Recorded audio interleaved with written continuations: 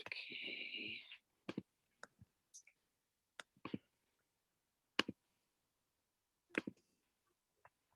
Sorry, every time I think I have a second, somebody else shows up in the waiting room. Okay. Well, we have 78 participants, so this is going to be an interesting evening.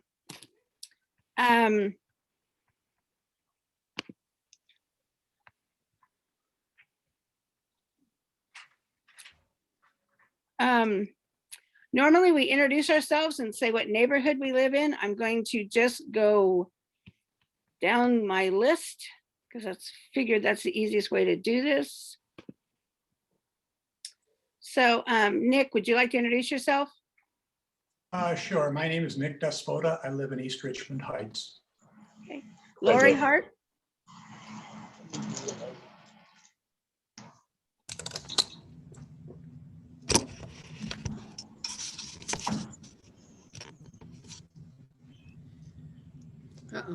Lori, are you there?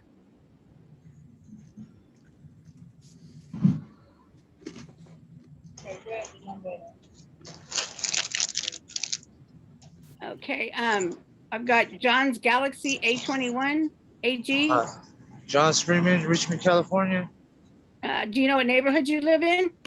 What neighborhood is this? Richmond, California. Richmond has 37 neighborhoods. I actually live in the area where all the mobile homes are at, behind Costco. Oh, okay. Yeah. Southwest Annex. I'm the security guard over here. Okay.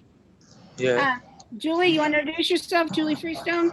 Hi, I'm Julie Freestone, North Green neighborhood. You're a little loud. Okay. Hold up. I've got a phone number 415-246-6235. You want to introduce yourself?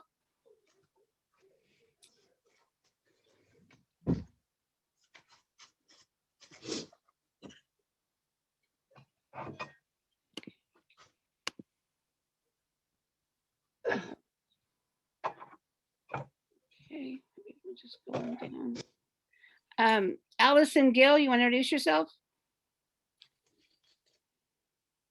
Hi, Allison Gill. I'm Richmond Annex. Okay. Alyssa Smith. Hello, this is actually Rob Smith and Okay.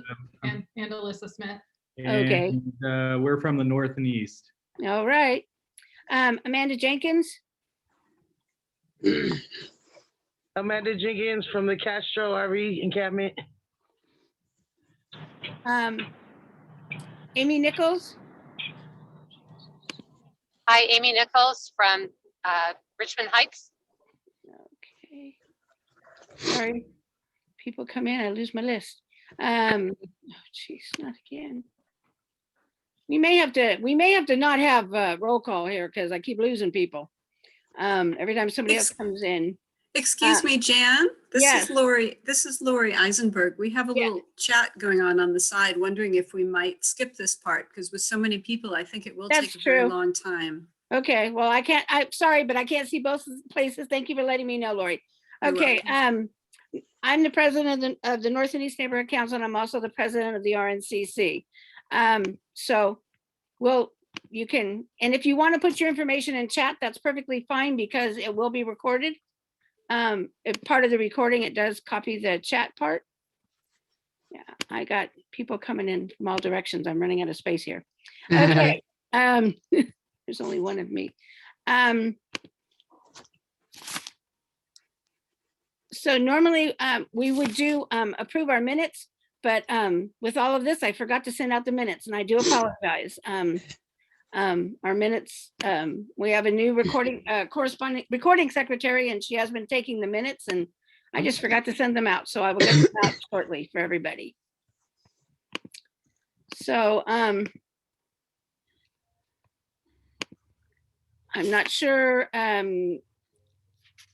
if Lieutenant Mullenbrand is here from RPD. I did not see him. He would usually yes, Lieutenant Mullenbrand is here. Okay, you've got 5 and 5. You want to go ahead and give your report for this meeting?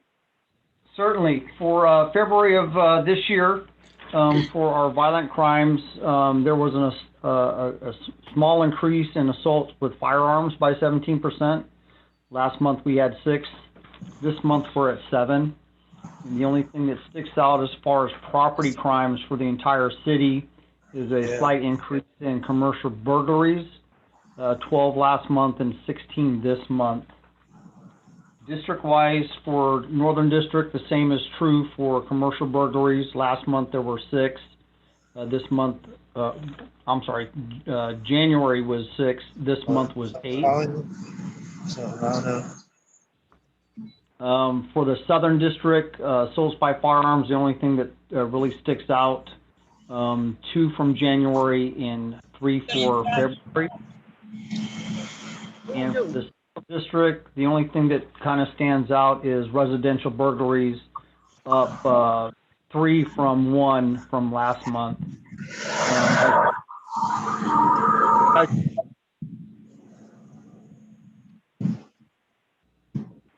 Hello? John, can you mute your phone, John, please? Oh, you did. I'm sorry, are you guys able to hear me? Yeah, we can hear you. Okay. So as is in every district, as concerns come up, either through emails or calls to our non-emergency lines or to our neighborhood council meetings, we address those issues. We try and keep it consistent going through the watch commanders or the district commanders with information sharing. We continue to address some blight issues, dealing with the homelessness and trying to find them assistance. I think I heard someone from the North Castro area, Michelle Milam Corps, and some volunteers have really been putting in a lot of work out there as far as getting abandoned dangerous vehicles removed from the area, some trash cleanups from those areas, and getting portable toilets for that area. The same is true for the Ryden Road Safe Park as well, continuing to work there, trying to move some folks around because of the overcrowding on Ryden Road. So with the different district commanders, with the assistance of Michelle Milam, trying to address those issues. And unless there's any questions for me, that's all I have for this evening. I'm not sure if I know. Anyone? Jan?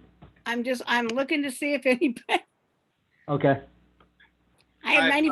This is Everett Fuentes from Richmond Village Metro Square.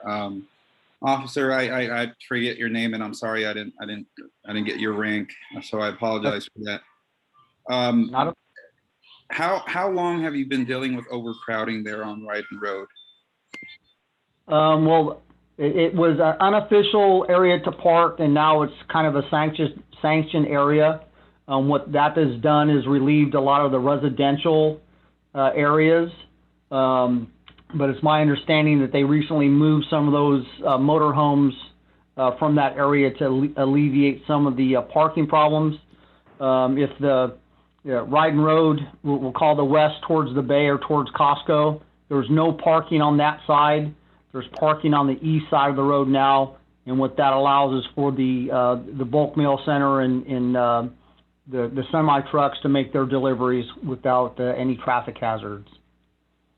Thank you for your response. And if I can follow up, and this is a continuous process, that have you gotten a sort of a handle? Do you feel like the police department has gotten a handle of sorts on this issue, or is it just continual? We're working to alleviate both of those areas. We're currently trying to find a site to have a larger area for people in motor homes to park or their vehicles. So you know how real estate goes. We're trying to negotiate which area would be the best without impacting a lot of the areas. So I don't have a definitive answer for you. I know Michelle Milam's been working with some groups on trying to find a place to relocate some of these folks. Hi, my name is Yuri Caesar, and I live in North and East. Thank you for taking the time to give us this update. I just want to ask a clarifying question. Can you let us know what you mean by a sanctioned site, what that means? Thank you. I'm sorry, the Safe Park program? No, she asked about a sanctioned site. You said it was a sanctioned site. You said Ryder Road was a sanctioned site. So I just wanted clarification around what that means or what you meant when you were saying. Yes, that's an agreement with the stakeholders in that area as far as not conducting enforcement. So if a person would normally be regulated, they cannot park their vehicle without moving it for 72 hours normally because of the concerns for what's going on Ryden and Castro as far as not going out there and citing vehicles for being parked for more than 72 hours and not towing people's vehicles, basically their homes. But as far as us responding to that area for other complaints or if there's a crime committed or an assault, we are still taking police action, but we're not proactive in the vehicle parking, the 72-hour program. Thank you. You're welcome.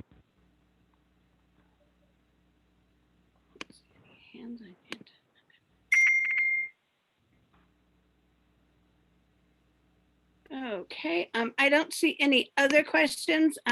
Thank you, Lieutenant Motenbrand, for coming. Next month, it won't be quite so crazy. It's a little nuts right now. I've got 100 people There is here. another question. I'm sorry, Janet. I'm This is sorry. Lori Eisenberg. I see another question in the chat, which is the Castro well. a sanctioned site? Can I answer the question? Terry, are you still there? Michelle, go ahead. Thank you. Yeah. So just so I can make a clarification, you know, and part of this is part of the presentation as well. So, you know, maybe more of those questions will be answered there. But part of what we really were looking at when we went into the pandemic was an urging by the county that we really take a look at moving people at the early stages of the pandemic, because really folks in those areas that were in their vehicle or their motorhome or mobile home were considered kind of a community, also for the point of a pandemic, and not really being able to do adequate contact tracing if we move people early in that process. The other thing that I would like to make sure that I explain to people about that whole process, and we can have more question and answer about it, is that we're currently experiencing a shelter crisis. There are 2 shelters that were emergency shelters that have been closed due to COVID-19. So both of those shelters have been closed, which are Brookside and the Bay Area Rescue Mission, because like nursing homes, they were congregate living, which spreads this, COVID, unfortunately, at a very rapid rate. So that was part of the reason why that particular action was taken. And we can talk about it more later, but I just wanted to make sure that I clarified that if that helps. That would be time.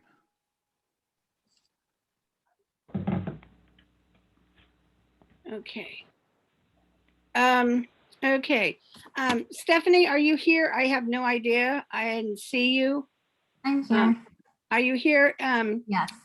Is your interim director there? Yes, he's here as well. Okay. Oh, there he is. I'm sorry. He's right in front of me. Hey, Jen. Stephanie, would you like to introduce him? Sure. So, hi everyone. My name is Stephanie Nye. I'm with the Community Services Department.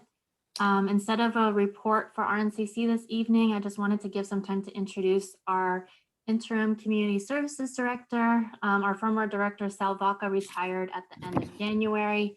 And our new interim director is Jim Nantel. And he is here today to tell you guys a little bit more about himself. Thank you, Stephanie. Thank you, Madam Chair. It's my pleasure to join the meeting tonight. I have come on as the interim Community Services Director. And of course, in that department, there is employment and training, as well as transportation, recreation, and libraries. I have about 46 years of experience in the public sector, so you can tell I'm probably on a long of tooth.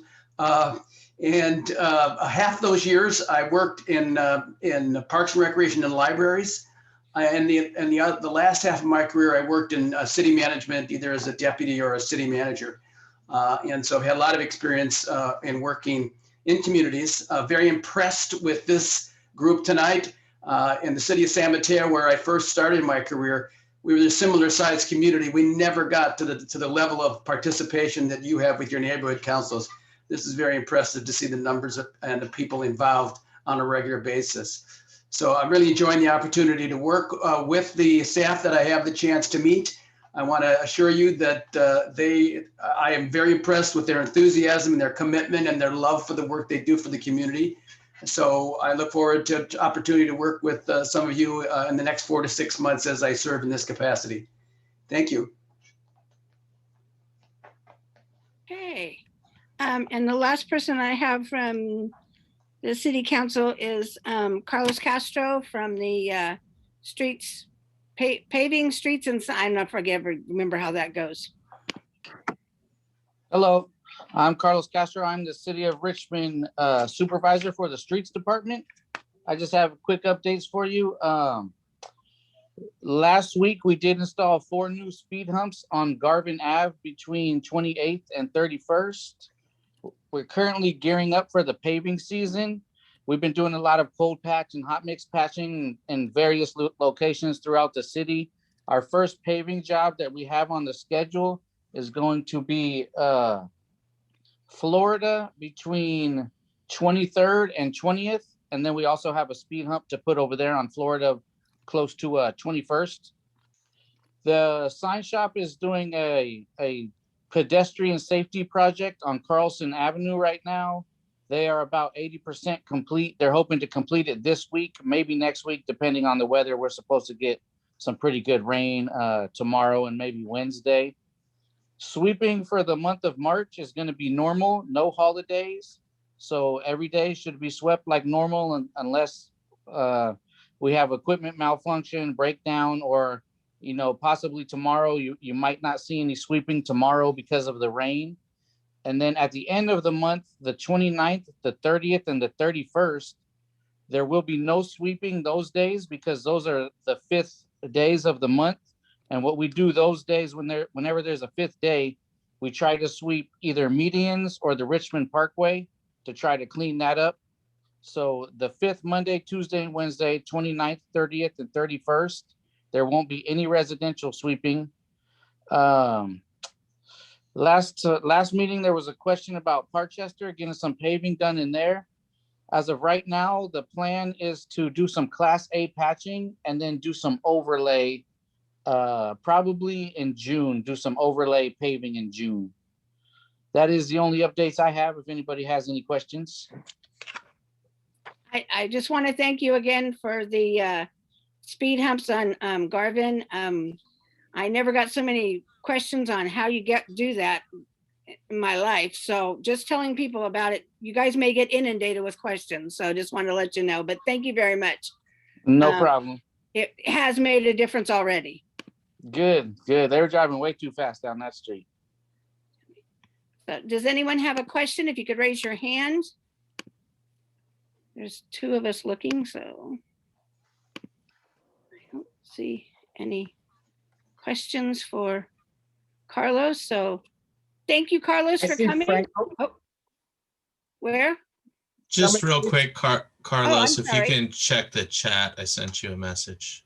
I have a question, but it can be handled just outside of the general conversation. Just a quick question. Okay. Sure. Yeah, we can do that. Jan, Yes. I wanted to ask Carlos, I see a lot of signs that you can't tell what's on them. If I find out the streets and give you the signs, will you try to get the new ones or replace those or something? Because you can't tell. It says no parking, but you can't see anything else. Yep. If you give me a call or email and let us know, we'll add them to our work orders.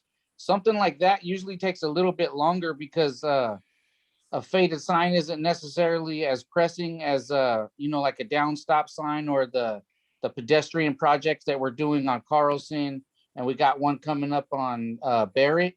But if you let me know, we will add those to our work orders. Okay. I want to thank you because I heard you at the last city council meeting, telling them to try to give us some more help, and we did get some more help approved. We're supposed to be getting an equipment operator pretty soon, and thank you for that. That's good to know. Thank Yeah, you, we need it. Naomi. Doing my job. Ms. Braxton has a question. Okay. This is a question for Carlos. Are Go you ahead, the Norma. person? Oh, I'm sorry. Are you the person that puts up the signs? The no parking street sweeping sign in front of my house fell off. And I Okay. think you guys finally picked it up, but you never did put it back up. I know that they're not ticketing people, but people will obey the sign because a lot of people don't know that. What is your address? 5005 Plaza Circle. Plaza Circle. Okay. We just did a bunch of work out there, right? Yeah. Oh, yeah.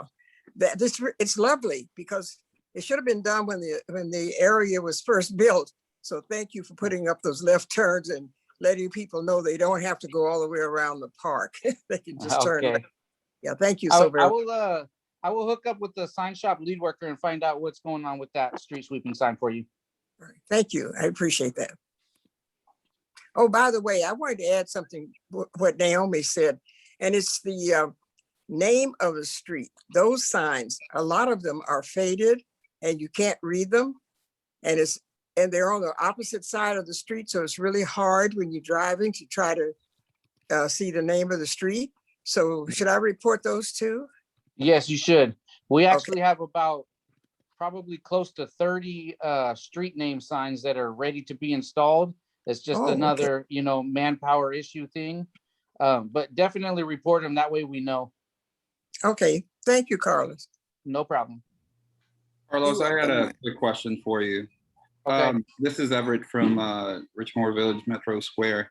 We've been dealing with a broken water pipe on Bissell, on the intersection of Bissell and 25th Street for about a month to a month and a half now. And the water keeps on seeping up through the pavement. Our neighbors have called the city about this for a while now, since we've seen it. And it's getting to the point where the pavement is actually coming undone, and the city hasn't done anything yet. Are you the person to talk to about this? Because we haven't really gotten a clear answer. So whenever there's water coming through the street, that's usually going to be East Bay mud, or if you live in a certain area, it might be West County or Veolia. But actually, I seen that today, and I let East Bay Mud know about it just today. And the lady's name at East Bay Mud is Shelly Frank, and she was sending an investigator out there today to look at it. That's awesome, man. Thanks for doing it. No problem. Okay. I don't see any more questions. I'm looking. Oh, Ron, you had a question? Hi, I'm here on Central near Costco, and I've been able to stay here because the no parking signs aren't up, and I'm just wondering how high is that on the priority list for the city to replace those signs? Are you right in front of Costco on Central? Yeah.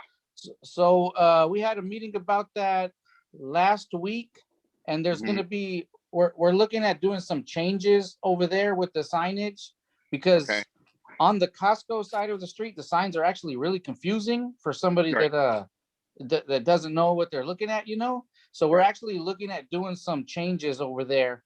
I'm on the we'll Bay probably side. hear about those by the end of this month.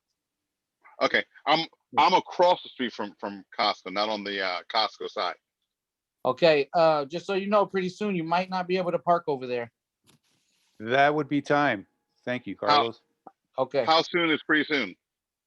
End of the month, we should know something. Okay, great. All right. Okay. Have a good night. Thank you, you too. Okay. So we're going to go ahead and have our presentation. We have Michelle Milam from the Homeless Task Force is going to be speaking, I believe, for 10 minutes. and the housing consorting of the East Bay for 10 minutes, and safe organized spaces for 10 minutes. I believe that is what it's going to be. So at about before the 10 minutes is up, like 2 minutes before, we'll give you a sign what it is so that you know what's going on. Because it's I have the report on violence before we get into the presentations. all right. Go ahead. I didn't know that. Is that okay to do that now? Go right ahead, Tim. Okay. Yeah, I apologize, you guys. I got on late. Captain Simmons here with the police department because I was on the Reimagine Task Force, which I want to put a plug in for that. Our next meeting for the Reimagine Task Force is going to be this coming Wednesday. So as you can already see by Miss Naomi bringing up things in City Council, you all have influence. I'm encouraging all of you to get involved in the Reimagine Task Force, have things to say, know what's going on. This is the group of leaders in the city right here that can get things done. So I just would like to encourage all of you to participate if you can. Really fast, and I'll be brief, quick report on violence. So the city currently has experienced 1 homicide. And unfortunately, that was the homicide of a 5-week-old baby. You may have heard about it on the news. That was in the month of January. Both the mother and the father in that case have been taken into custody and charged with homicide and various other charges on top of that. There was lots of neglect and child abuse associated with that case. In terms of shootings, in the month of February, we've had a total of 8 shootings. No real common modus operandi. There's no linkage between these 8. Normally we have, sort of the cyclical gang shootings that might take place that kind of happen one after the next. This doesn't seem to be following that same trend. It's kind of spread out through the whole city. There was 2 in the Northern District. There was 2 in the Central District, and then there was 4 in the Southern District. Nobody seriously injured, thank goodness, from any of these shootings, but we did have 8. The last thing I'm going to add to my report on violence is if some of you have heard my report in the past, I've referenced the Community Violence Reduction Team, which is a change in strategy that we moved to when the violence was upticking last year, from the summertime through through to the fall, where we transitioned from having a cadre of detectives that focused on sort of neighborhoods and locations where violence was occurring, and we transitioned to being more strategic and surgical in our approach and identifying individuals, and then really placing our resources on the individuals that are involved in the gun violence.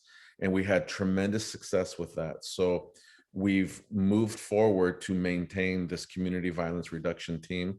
So they are in effect still today. Originally, that team was going to be dismantled because it was a combination of patrol officers and detectives.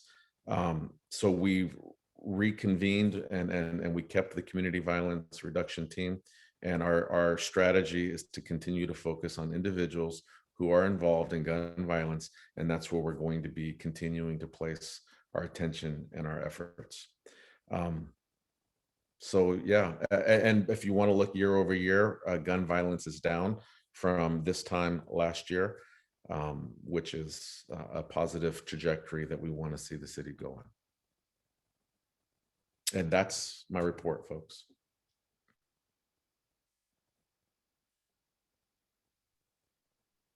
Jan, you're on mute.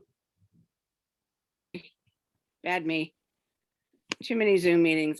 We have a question in chat from Claudia Jimenez. How you she wants to know, how do you coordinate with ONS? So by its nature, I'll answer that 2 ways, Claudia. The first way is I'll start by saying I have a phenomenal relationship with ONS, and we talk on a regular basis. That's part 1. Part 2 is by design, ONS, for their success with what they do, the collaboration directly with the police department has to be somewhat walled off so that folks can trust ONS, because they're going to engage with them in a manner that might look a little bit different than how folks might engage with the police department, simply by way of potential consequences and things of that nature. But that said, we talk on a regular basis. So if we feel that, as the police department, if I feel like there's going to be some type of retaliatory violence or even initiation of violence in a particular neighborhood, one of my first phone calls I make is to ONS, because I know that they might have the opportunity to engage with somebody over there that would keep that from ever becoming a materialized issue. And that is a very important relationship, and those are very important phone calls. And we discuss those all the time. And even if there were an act of violence in the city, as soon as I'm able to, I get that information to him so he can reach out to whomever it is he might need to reach out to help squelch any kind of retaliation or any kind of furtherance of that violence. So we work, in my opinion, we work really well with ONS. Thank you, Tim. That would be time. Thank you, folks. Thank you. Thank you. Okay. So I'm not sure who's going to be starting for Michelle. Are you first? I think I'm first. Were there some folks from SOS that were going to present before I did? I'm not sure. If not, I'll go ahead and start, but I just want to make sure. Daniel? So it seems like we can go whichever order you prefer. Tom is going to do a presentation, and it's not with live people in this 10 minutes. All right, that sounds good. Well, welcome to everybody. I also have Emily Carroll here with me from the City of Richmond Planning Department, and she's going to pull up the PowerPoint that we're going to try to go through, and I'm going to try to get in as much information as I can in 10 minutes. I know that that's not a lot of time, but I want you all to know that I also got a list of 5 pages of questions from all the neighbors that we were asked to answer by Friday. And so we've answered some of those, and hopefully some of those will be answered in this presentation, and we'll continue this dialogue. It's not going to end here. So if you don't get your question answered here, we will go forward. My name is Michelle Milam, for those of you who know me. I'm a lifelong Richmond resident. I work for the City of Richmond Police Department in crime prevention. So I've dealt with a lot of you on some of the neighborhood and crime prevention issues. I'm also assigned to the City of Richmond's Homeless Task Force. And so my job here today is to talk to you a little bit about the safe parking program. Next slide. So I wanted to start out, first of all, acknowledging process, because I believe it. I'm a big believer that it's important for us to, be honest in a process. And I realize that this process of site selection has left a lot to be desired with many of the neighborhoods and with your community. And I want to acknowledge that. I want to acknowledge that I know that some people feel disrespected by the process. Some people feel like their voices weren't heard in the process. They didn't get an opportunity to participate. And I certainly understand that. The process was affected by a couple of things. We began a process of neighborhood outreach, even to this group and this body, as recently as last year, that was impacted by various factors, including both the pandemic and also the timing of some of the grant funds that were to be used for the safe parking program. So ideally, in an ideal world, we would have had a lot of community engagement before something like this rolled out. But I do want to acknowledge that I know some people are feeling very frustrated by the process. And I want to say that we definitely hear you. Next slide. So before we kind of get into the nuts and bolts of the safe parking program, I wanted to just kind of go with you what the city council action actually was on February 2nd. And so the city council accepted and appropriated some grant funds and some affordable housing in lieu fees for the safe parking program.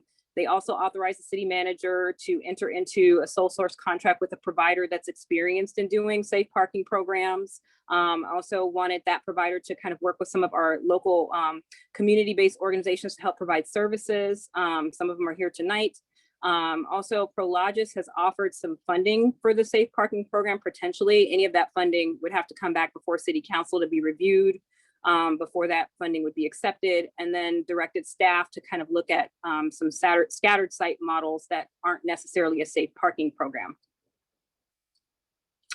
So what is safe parking? So I'll start with what it's not. It's not a homeless encampment. And it's it really is a program designed to help create a safe space for people who are living in either cars or recreational vehicles to be able to sleep safely, have access to services, have access to case management, reduce traffic. You heard a lot of what we hear, what we heard tonight is that we get a lot of complaints about people who are living in their cars or vehicles from neighbors on the street. And they may not have a place to go, especially now in terms of the pandemic, because there is a lack of shelter space. There was a lack before, but there definitely is a lack now because of the pandemic and some of our sheltering options being closed. And it helps provide people with resources to get into permanent housing in a safe space that's clean, where people can really do what they need to do to kind of transition to a next step, if that's the plan that they so desire. A little bit about the background of this program. So the Homeless Task Force did make a suggestion to look at interim sheltering options to help be a bridge to more permanent housing. Interim sheltering, just to unpack it, it's not just kind of, having encampments that don't have any resources or services that are there that might, not give people the resources they need, that might have public health hazards and other things going on.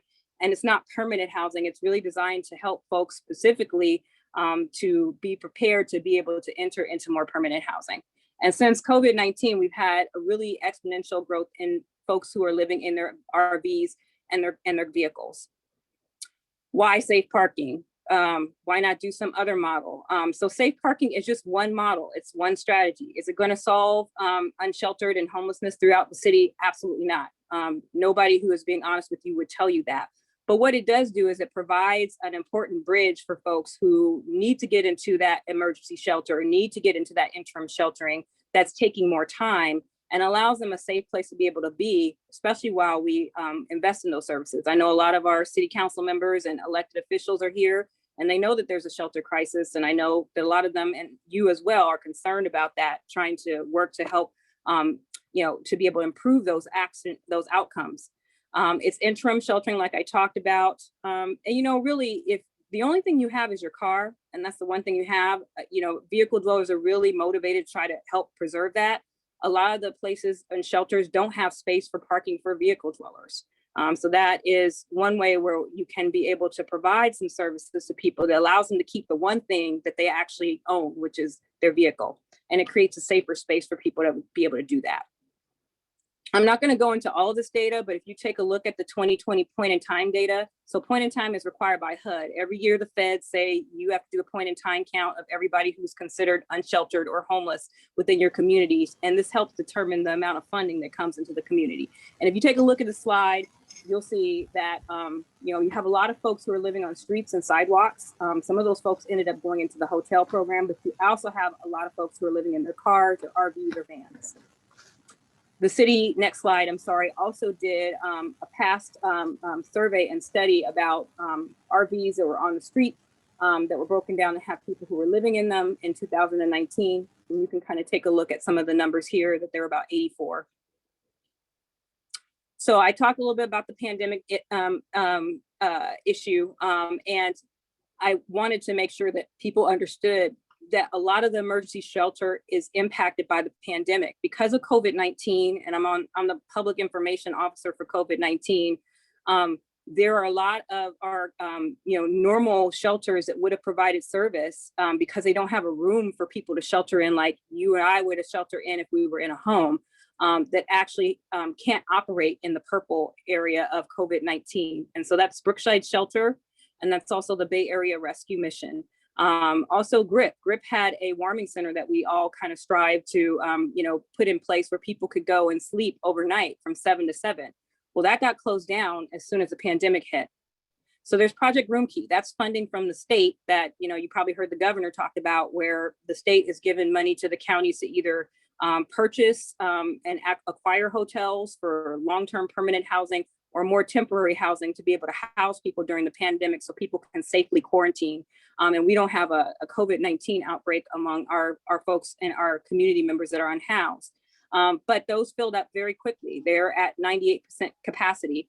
And there's a plan to actually transition people out of them by September. So next slide, going to the planning study, I'm going to let Emily talk a little bit about the planning study that was requested by City Council and what it looked like and what the criteria looked like for planning. We have 2 minutes. 2 minutes, please. Oh, I'm sorry. Yeah, so briefly, we were directed to study a range of sites. The sites were identified by staff, by council members, by members of the homeless task force, and by members of the public. And I'm happy to email and provide that list that was also made available as an attachment to the council report. So these sites were very small.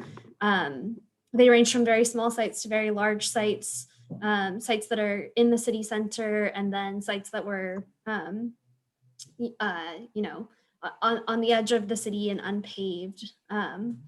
And what we found is that in order for this program to succeed, we need a site that can be implemented quickly. So something that's paved and has access to water and electrical, something that is close to services, including transit and medical services. And something that where folks can have access to transit. So we were looking for a site that could accommodate approximately 20 to 30 vehicles, and made a matrix that determined kind of which sites fit that criteria. That would be 10 minutes. Yeah, Jan. I'm sorry. Given the time, I'll try to answer more questions in the chat, and when you guys bring questions back to me. We have a lot more, but we'll try to answer those when you ask questions. Can we make an exception and allow a couple more minutes? Because I think the majority of people are here for this particular piece here too. I agree. Jan, you're on mute. I would third that request. Okay, go ahead and finish your part. But I also have, there's 115 people on here, so we have a lot of questions. Okay, So, go ahead and finish, Emily and Michelle, and we'll go from there. We'll try to be brief. Go ahead, Emily. Thank on you. the site analysis. Yeah, so this map, you can see all of these pins represent sites that we looked at. So the sites were spread out all throughout the city. Here, the blue pins are privately owned sites. The red are blue is publicly owned, red is privately owned, and then the green are owned by another public agency. So as I said before, we looked at paving condition, fencing, and created a scoring matrix to determine which sites would be most viable for the program. And then Michelle, I don't know if you want to jump in here. Yeah, and so the question people ask is why not far away? And we get a lot of these questions like, why not? Why didn't we choose something over, off of Richmond Parkway? Why didn't we choose, Point Malate, which we did look at? Why didn't we choose other sites? And as Emily said, really with the budget we were looking at, we had to also look at capital cost. To be able to pave is very expensive. To also be able to, find a site that was willing to, if it wasn't privately owned, that was city owned, to get support from was also an issue that we faced. And then also, trying to have access to services where people could still, get to the grocery store and kind of go other places and weren't so far away that they couldn't access those services. Next slide. And we can actually probably skip this particular slide, Emily. And go to, we can stay on that one, the 1 year. So I wanted to just briefly go over some things because this is a 1 year project, pilot project. It is not, an indefinite project. It is with one-time money, so we can't afford to sustain it for more than a year. And also we did not want to put it in a neighborhood for more than a period of a year permanently until we had done more extensive community outreach. I don't think that it would be wise or prudent for us to be able to put something permanently in a neighborhood, that we were not sure, would be feasible for long term. So it has a wind up, wind down philosophy. People can come in and stay 6 months and be able to extend that based upon whether they're working their program plan while we're looking at a longer term location. And so we are looking at some longer term locations and models, but I mean, obviously, community support is a big piece of this. And I think that without community support, we would have to look at something more expensive in an industrial zone. Next slide. So a little bit about the funding. And yes, I see a lot of these things popping up in the chat. I'm sorry, I can't answer them while I'm doing the presentation, but I'll try to jump in afterwards because I do see your questions and I want you to know I'm not ignoring them. So we have two sources of main income for this program. One is for the HEAP emergency, homeless emergency assistance program through the state. That has to be spent by June 30th. That is why the timeline on this is so tight.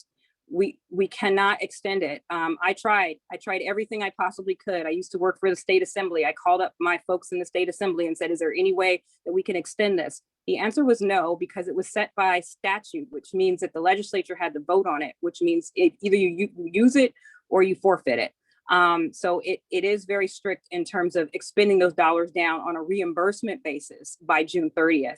And we also use affordable housing in lieu fees, as I talked about.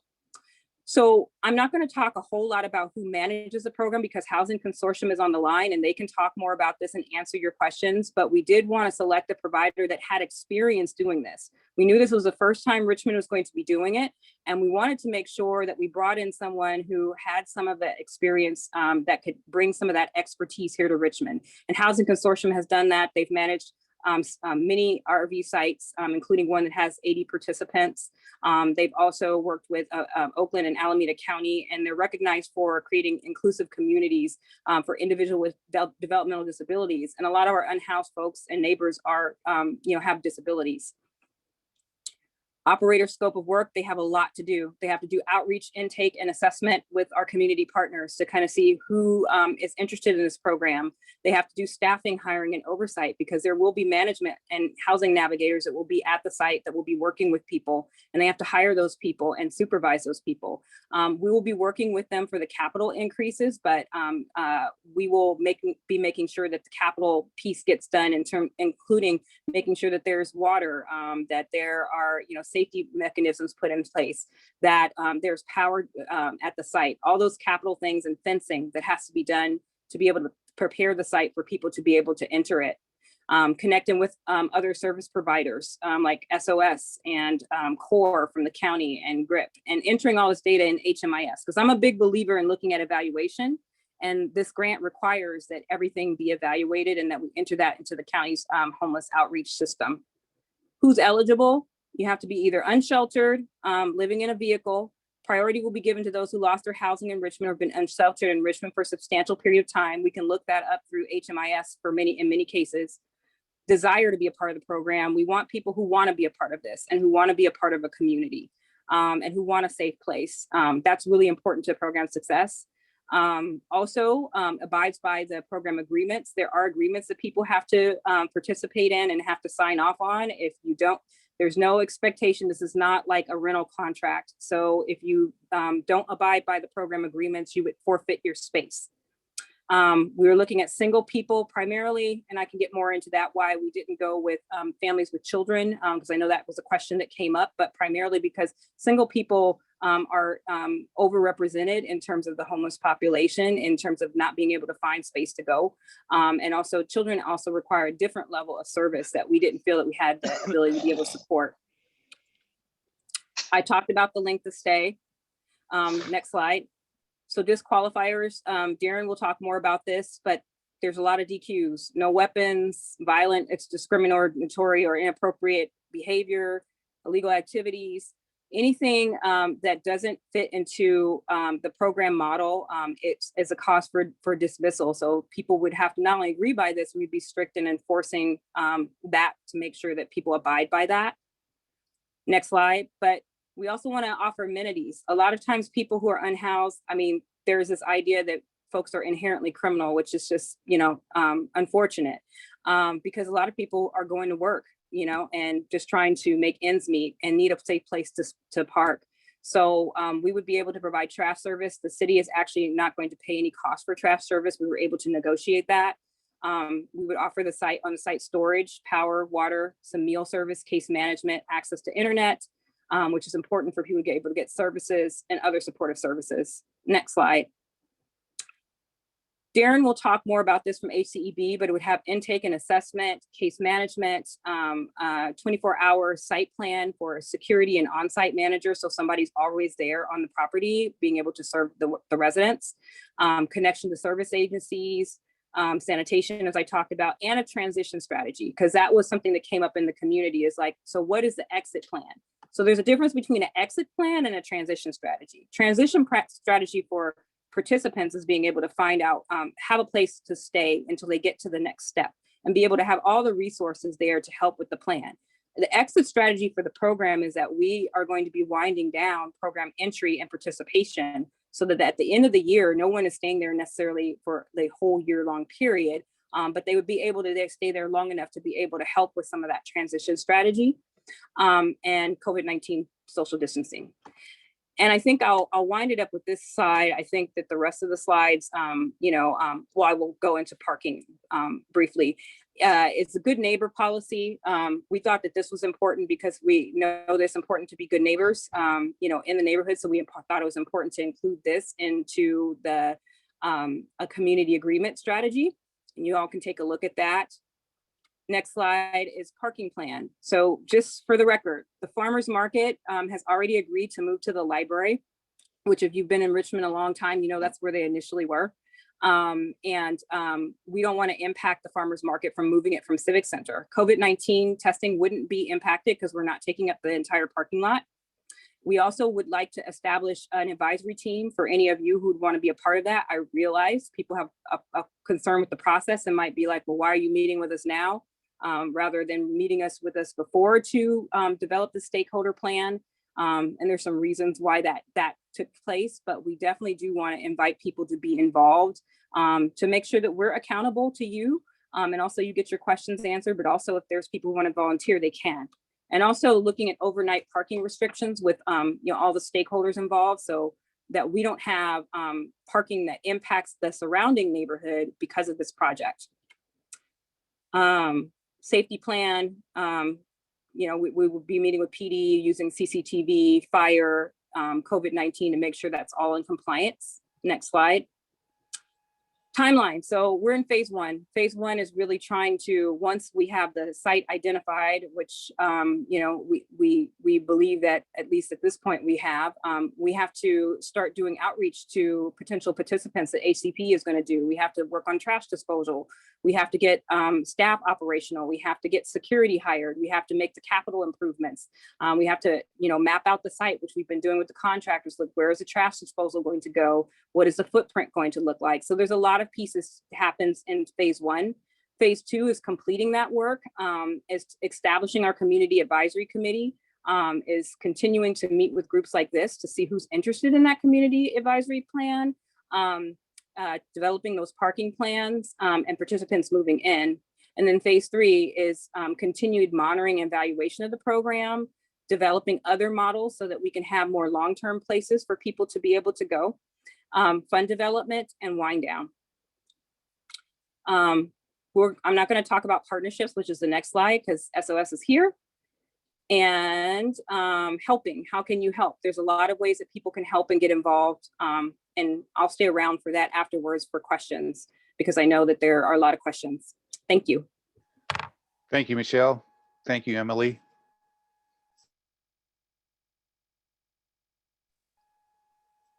Dan, you're on mute. We have some questions, or we have some people who raise their hand. Yeah, questions Maybe- will be after all three presentations are made because they all go together. It's just three different organizations that are giving them. We're going to move on to the Housing Consortium of the East Bay.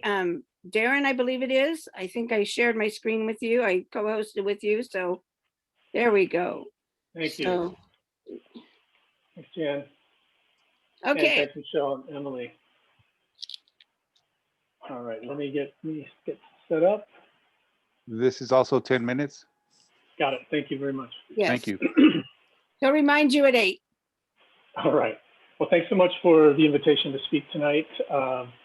As Michelle and Emily mentioned, with the Housing Consortium of the East Bay, we are an operator that's been operating in the city of Oakland and in Alameda County for safe parking sites. Get back a little bit more into that. HCB creates inclusive communities for individuals with disabilities or other special needs through quality affordable housing in Alameda and Contra Costa counties.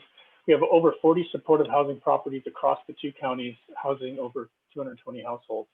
By supportive housing means we work with folks with disabilities or other challenges that have led to them losing housing, becoming homeless.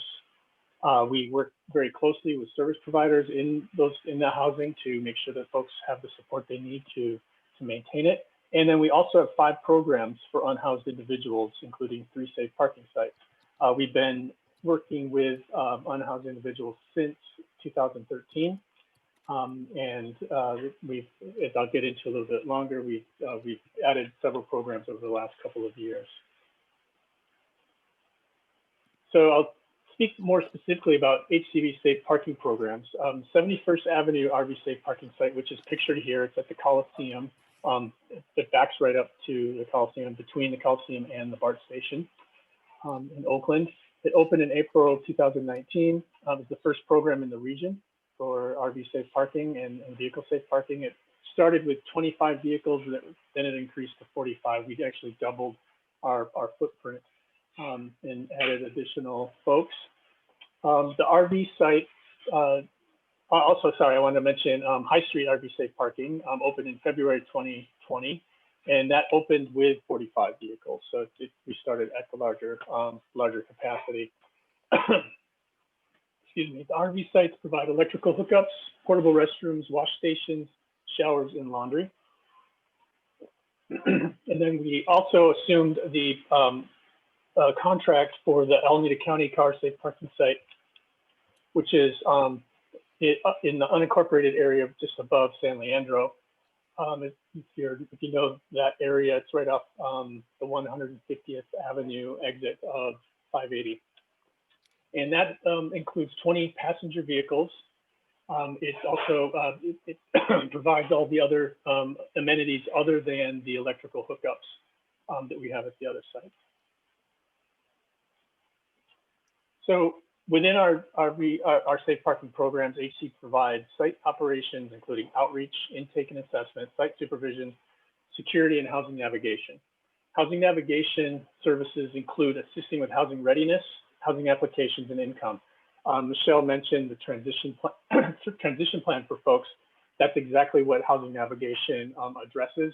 It basically meets people where they are and starts working towards a plan to get them into into permanent housing option. We also do the HMIS, which is the Homeless Management Information System on data entry in Alameda County, and that'll be part of our scope of work in Richmond as well. And then it also allows us to provide participants a mailing address, which is critical to everything that that they're trying to access, whether it's housing, whether it's employment, so on and so forth. Hey, Joe? All right. And then HCV safe parking programs work with a number of partners. We can't do it on our own, and so we focus a lot on the operations and the housing navigation, but we work with. In Alameda County, we work with Abode Services, Roots Community Clinic, Operation Dignity, and then several congregations and community groups in the areas where our sites are located. And then those services that they provide are primary health care, mental health support, meals, showers, etc. And in fact, our sites have become sites where we now have regular COVID testing, and we have vaccination clinics set up. So the city of Oakland and the county of Alameda have been able to utilize the infrastructure at our sites to make sure that we're really serving folks.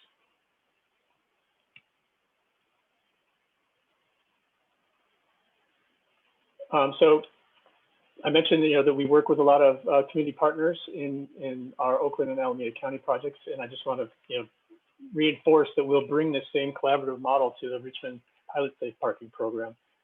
Some of the groups that we've already been in discussion with are GRIP and SOS, Richmond. And then we'll be also outreaching with the core homeless outreach team, especially at those initial early phases of the program.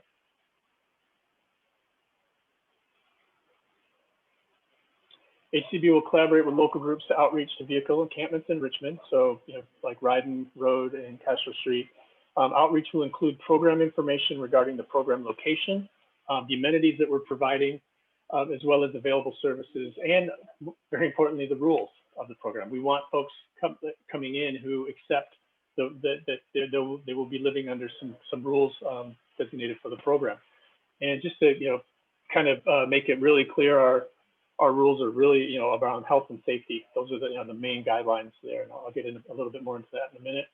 HCB will also conduct criminal background checks. So Megan's Law and assault histories will not be allowed into the program. But applicants with drug possession histories will be reviewed on a case-by-case basis, kind of finding out where they are in their life now relative to their history. Everyone coming on board will be signing a program agreement, and they'll be held to those agreements.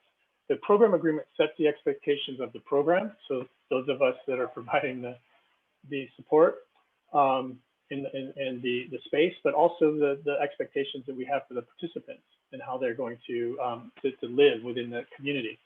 The program agreement also references a code of conduct that goes a little bit deeper into kind of what behaviors are verboten and cannot be done on site. As I mentioned before, the agreement really addresses health and safety as the primary things. So it's the health and safety of the participants, of the staff, in the greater community. So the neighborhood that surrounds us, as well as of the health and safety of the vehicles. So making sure that that every vehicle has a fire extinguisher. That RVs have smoke and CO protect. Carbon monoxide monitors. So, making sure that we're enhancing people's safety. And then, as mentioned by Michelle, no weapons, no violent or aggressive behavior, no illegal activity of any kind, and no open fires. That's something, that with encampments, oftentimes open fires become large fires, and vehicle fires and then belongings are lost, and people's health and safety are endangered. So we have a very strict rule about no open fires in our encampment or in our safe parking sites. Darren, we have 2 minutes. Well, I just finished. Okay. So thank you for that. And I think we're holding questions till the end. So I will stop sharing. Thanks, everyone. Thank you.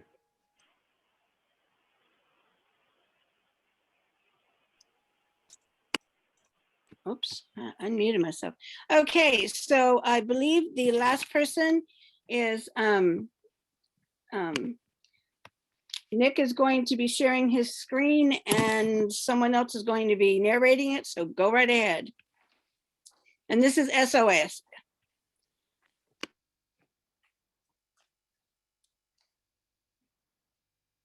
This is Tom Harriman. In the past few days, I've met with several people who live in RVs and trailers parked on Ryden Road and at the foot of Castro Street. I want to share with you some of the things they told me about life on the street and their hopes for a better future. Jessica's RV is parked on Castro Street. She likes RV living. I have a full functioning house, she said. I have a kitchen, a separate bedroom, a bathroom, and I'm the first person in my generation and my family to own my own home. She said it's 100% cheaper than living in an apartment. It teaches you to be self-sufficient. Living here reduces my carbon footprint too, so I'm also helping the environment. Jessica has a full-time job. She's an in-home caregiver for autistic and other special needs children. I love my job, she said. I wouldn't change it for the world. Jessica likes the idea of a safe park near City Hall. She said it would be definitely better than Castro Street. It's closer to transportation, she said. It's safer. It's closer to grocery stores. But she cautioned, if there's a single mom or a disabled veteran who needs it more than me, they should go first. Jessica says living here has made me more aware of my surroundings, more involved in my community. We're like a family here. We help one another, we share. Don't judge us by what you see. Come sit down and have a cup of coffee with us. Just down the street, I ran into Trina and Robert. They were barbecuing chicken in front of their RV. Trina told me, our house burned up in 2019. For a while, we lived in our RV in the driveway, but the city told us we had to move, even though it was our residence. We couldn't reside there. The code enforcement officials told us about this piece of land down here in Castro, that we could bring our RV and park it down here and live here. They told us there would be toilets and running water, but that turned out not to be true. We felt pretty let down, she said. I don't expect the city to take care of me, she went on, but if Castro Street was a house, they would red tag it and make us move out. I think the community as a whole needs to take some responsibility for that small segment of society that's not living with the basic needs of life. I think everybody deserves a chance to live. Trina talked about the challenges of living on the street. We're without basic needs, she said. We have to haul our water from several blocks away in 5-gallon jugs. We have to go elsewhere to use the restroom. We had no toilets until a week ago when we got a portable. If we didn't have a car, I don't know what we would do. Life out here is very hard. It's a hard way to live. A safe and well-managed RV park would be wonderful, she said. That would be a better way of life. Robert added, a little help is all we need. It won't take much, but that little bit of help would do a lot of good. Desiree lost her home when she was disabled with a brain tumor and unable to keep her job as a dialysis technician. Bills and debts spiraled out of control, and she lost her home and her car. She lives here with her partner in a large RV. Her partner has a steady job. I've been here 6 months, she said. When we were on the street, every couple days, the police would come by and tell us we had to move. But here on Castro, the police have left us alone. Desiree hauls water in a 20-gallon jug and depends on a generator for electricity. She is skeptical about moving to a safe park near City Hall because she feels it would be more dangerous, more exposed to vandalism and crime. When you're homeless, she said, people try to hurt you when you're down. In that neighborhood, we'd be considered outsiders. I'm afraid we wouldn't be welcomed. But it would be awesome to have a water supply, toilets, and electricity. Desiree says that eventually I want to get back into a normal house or apartment. That would be enormous. But for now, this is my home. I know some people are afraid of us. They get up petitions and opposition. But we're just people struggling to get by. And some of us have been hit hard by things we have no control over. Emily Smith lives in a trailer on Ryden Road with her partner, Marquise. She said she was very dubious when she first heard about the proposal for a safe park at City Hall because she thought of it as a high crime area and worried that she might not be safe. But after learning some details of the proposal, she was more positive. I'm giving it a second thought, she said. It sounds good to me. It would be gated, so you can't just have anybody walk in there. It would have electricity and water. Right now, we just have a generator and we have to haul our own water. The safe park would have a manager and security on the site. Emily and Marcus would love to be close to the Kaiser Medical Center too, where they both have to go on a regular basis. I also talked to Hector and Brenda. They've been homeless for 4 years and have been at Ryden Road for over 3 years. Brenda was burned out of an apartment in San Jose. She moved in with a friend in Richmond, but when the friend got deported, Brenda couldn't pay the rent on her own, and she ended up on the street. Hector and Brenda try to keep their surroundings clean and neat, but not everybody does that, she says, leading to trash accumulation and unsanitary conditions. She said, we'd love to be someplace where there's a regular trash pickup. The couple gets their electricity from a generator, but it costs $10 a day in gasoline to keep the electric on, she said. Brenda described what it might be like in an ideal RV park. She said, there would be no parties, no drugs, no visitors late at night. That's the kind of place I want to live in. Managed with rules for everybody, like everybody else in the world. There would be bathrooms, showers, electricity, a place to do laundry, and a way to get rid of our trash. That's really important. Next door to Hector and Brenda, I ran into Bert. Bert runs a bicycle repair shop from his trailer on Ryden Road, where he's been for 2.5 years.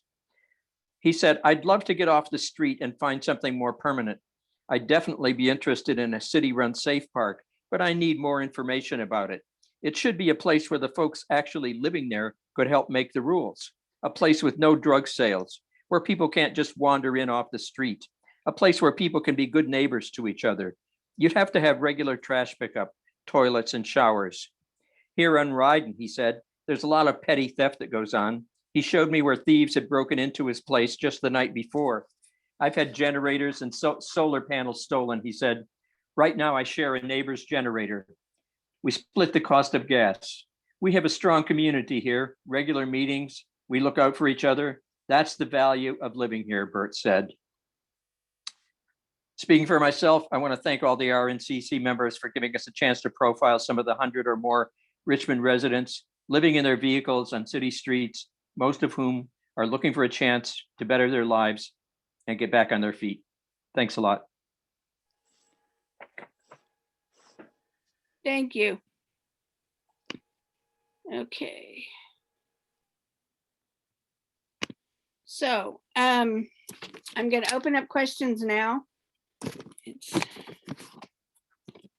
8:13. I am going to make a couple of things. So if you can raise your hand in the chat, then we can go from there. I do want to make you aware, if you're asking questions about how this got passed, that's City Council. There are 3 members of the City Council at this meeting, so you could chat them.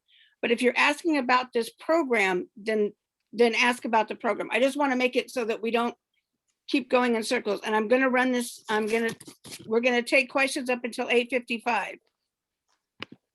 So Jack Ham is the first person I see, so he will go first.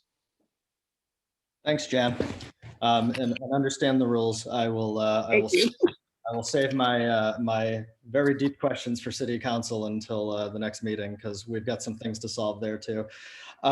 So addressing, first off, I want to thank the presenters today. So I know this isn't a easy situation for anyone to be in. You guys are obviously doing a ton of valuable work here, and I think generally speaking, I'm sure the community along with me, we applaud you for that, and we know that you're trying to do your best with a hard situation. My question's a few points. So first is around the sort of the budgetary spend. So if I understand the program correctly, during the site selection, we had options for up to 100 RVs. And if we assume 2 people per RV, approximately 200 people, down to 25 at Civic Center, again, so 50 people. So either way, we have $560,000 that needs spending. At Hilltop, we were looking at a cost per RV of $5,600, and at Civic, $22,400 per RV. And so I think my first question is sort of how do the program operators justify sort of this inefficiency in the spend? And then second to that, what do the metrics of success look like, given that that perhaps we're not spending this money in a sensible way now? And then the second half of the question, and I don't know who's best to answer this, but the topic keeps coming up about, well, we have to spend it. We're here, this $260,000 and must get spent now. What's the question? Well, the question is basically, how did you get to the point where we've got 120 people on a call right now, and we're rushing to get through this spend at the very last minute? It seems like project planning. I don't know. That's what I'm sort of trying to gather here. How are we justifying? Thank you. I can answer that. So I think, to answer your question first is, how do we get where we had a time crunch? And the way that we got here with the time crunch is that, and it was quite some time ago, back in 2018, initially HEAP dollars weren't actually awarded for this project. The county did a West County community outreach meeting to ask community members, what kind of services would you like to see these one-time HEAP dollars be used for? And the RV park actually came up 4th on the list. So it wasn't even amongst the top 3. Although it was highly rated, 1 got bumped off. And so eventually later on, those dollars became available. And when those dollars became available, that's when council authorized planning to do a study, because they did not want to enter into, a project without really kind of studying it and seeing if it was something that was feasible.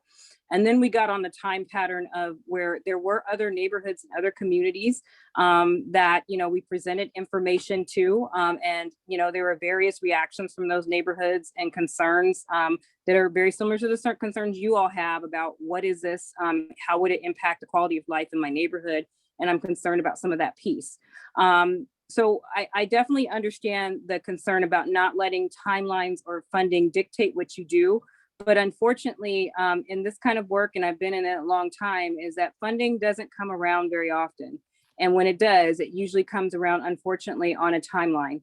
And so the council had a choice. I can't speak for them, but their choice was to let the funding go and just try to work with what funding we would have left and try to, accrue more funding or utilize the funding to help us put the program together. And I know that that was not an easy decision, but there was a timeline to that. It started with that community engagement meeting, and we did have meetings with neighborhoods. We came to the RNCC and talked about this issue. I don't pretend to believe that everybody who's on this call right now comes to the Northern East Neighborhood Council on a regular basis. Some do, some may not. So I know that there are a lot of residents that, probably have opinions about this matter.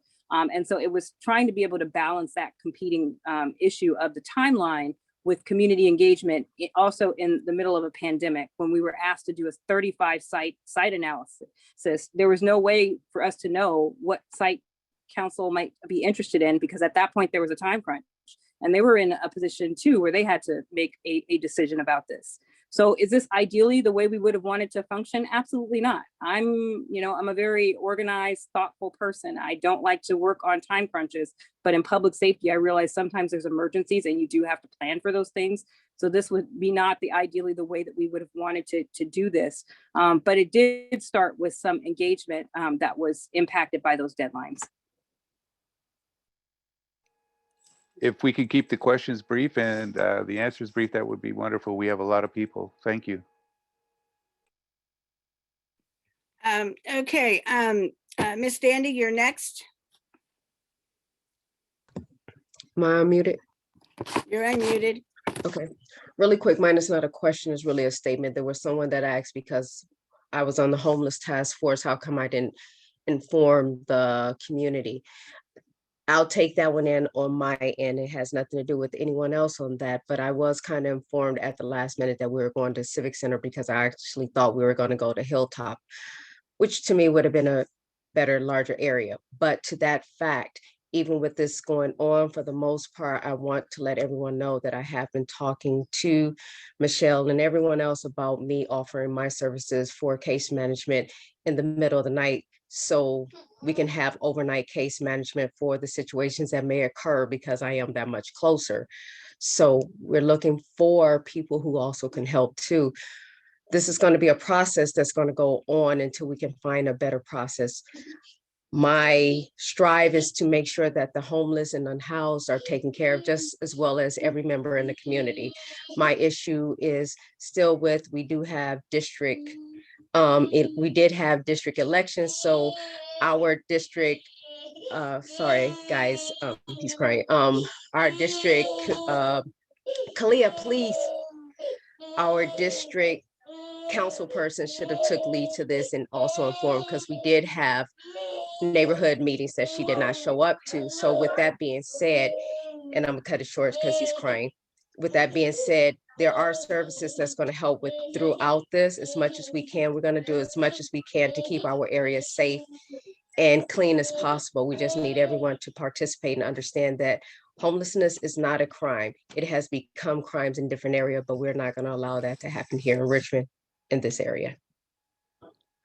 Thank you. If we could stay with the questions, that'd be greatly appreciated. A lot of people in line. Thank you.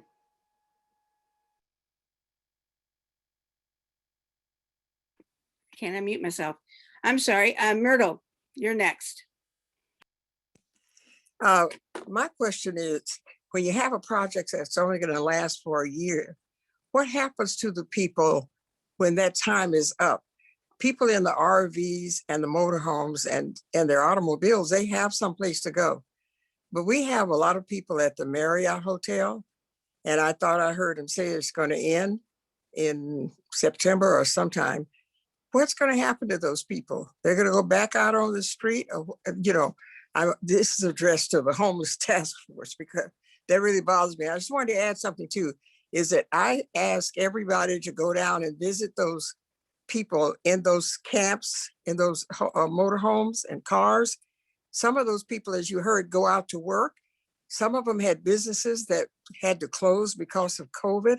They have a little community, and go down and visit before you make up your minds about what's good and what's not good. Thank you.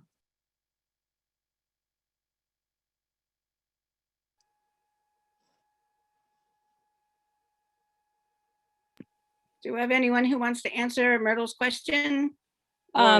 I can briefly answer and say that one of the things that we're planning is the transition plan. And I don't know if Darren wants to talk about how that works with housing navigation. It doesn't mean that housing is guaranteed, but it does mean that the services are located. So I think he'd be best to speak to that. Sure. And hello, Myrtle. So yes, the housing navigator, or the housing navigation function of the program will assist folks with first assessing their income level, assessing if maybe they have access to other income that they're not currently receiving. Also looking at helping them with job, setting up job opportunities or increasing their income through wages, if that's a possibility. Also reaching out to the community to locate and work with landlords who will be willing to house folks from the program. We've been doing this in Oakland and Alameda County for several years, and it may sound impossible, but it is possible.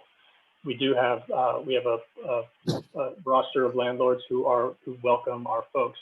We're also wanted to address the Marriott question. I believe that H3, which is the County Homeless Services piece, has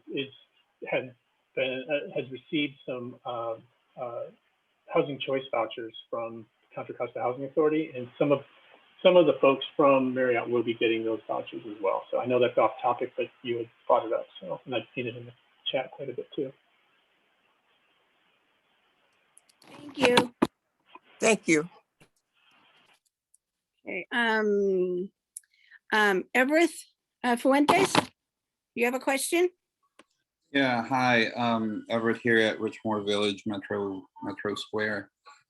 I just want to first acknowledge that I think we tend to digress from the bigger picture of the conversation. I think we all know that people need homes and decent places to live.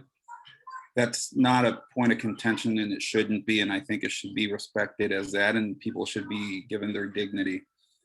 However, I am highly disappointed with the way this was conducted. There was no outreach to the community. And this program initially set for Hilltop, a more affluent community, who was giving the platform to come out and speak, start a petition. And the city council was so easily convinced to move it over somewhere else, where there are a lot of challenges, both crime and just simple resources amongst the Latino community who need translations and who don't have the accessibility like we all have here. We're never told about this project. It is a huge miscalculation of how this project was handled. And it essentially is keeping everyone in the dark. No one in my neighborhood was informed that this was coming over. There was no collaborative effort of any sort outreached by the city council or the city itself. And so this is the biggest problem that I have. And I think it's easy to tend to digress from the conversation of the bigger challenges when we have such a topic that's so multifaceted. And I agree. I think the conversation can digress from that, but there are many missteps. Everett, can I call Jeff for a second here? You need to talk to city council. They have open forum tomorrow at 6:30. Talk to city council because they are the ones that have run this situation. That the people that are here have nothing to do with that. So you really need to talk to the people at city council. And I really would like you to ask a question. I'm going to ask a question now, but I just want to point out that a lot of the constituents at these city council members, you brought up city council, a lot of their constituents are in the dark. What's the question? And I'm getting to it. Give me a second. And so my question is, how will this outreach be done now? And what will be the questions that you're going to ask the public once this program is imposed on the community without their consent? That's my question. Someone from the city council want to take this question, or should we just have them come to city council and do this? I can answer some of the. Thank you, Claudia. So good night, everybody, and thank you all for being here. I am here to hearing you and your concern, and yeah, this has been a frustrating process, not only for you but for myself and for the newly elected city council, because this came to us at the same time that came to the public in terms of the agenda was put in on Thursday, and we had that agenda, and then we had to make a vote to decide on Tuesday. So I hear you that it wasn't a lot of time to reach out. I think what staff has been doing is they were working for many years, and they had been trying to connect with some of the neighbors and do outreach, but the pandemic happened and that didn't went along. And then it was presented to the city council for us to make a decision, or we take the funds and trying to redirect these funds to do something, or we just let the funds go. And I think this is also a question. It's a hard position, because like it's not like, as Michelle says, it's not like we have a lot of funds. But I am here to hear you concerns. I am working really tireless with John Joya and Labona Martin from the county to see what are the solutions. We know that this is not one solution. This is not the only solution. We need more, and we need also a long-term plan. So I think like I am looking forward to working with all of you, so we can have the plans. And I also think that we have approximately 1,000 homeless unhoused residents living in the street every time at night, and we need to make sure that we have a really well thought out plan that get to resolve that. And it's not only the city, but we need to work with the county, we need to work with the state and the federal government, because this is a big issue. So I am here to listen and to see what are the possibilities. We need to also make sure that each community, each neighborhood start to look into what are the proposed solution that you like the community wants to know, to have or present, because we cannot start pushing the problem out without having a real solution for that. So I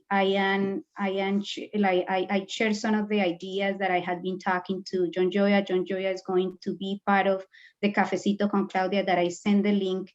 So we start having a discussion around what are the possible options. I don't know if Gail or any other person who is here wants to.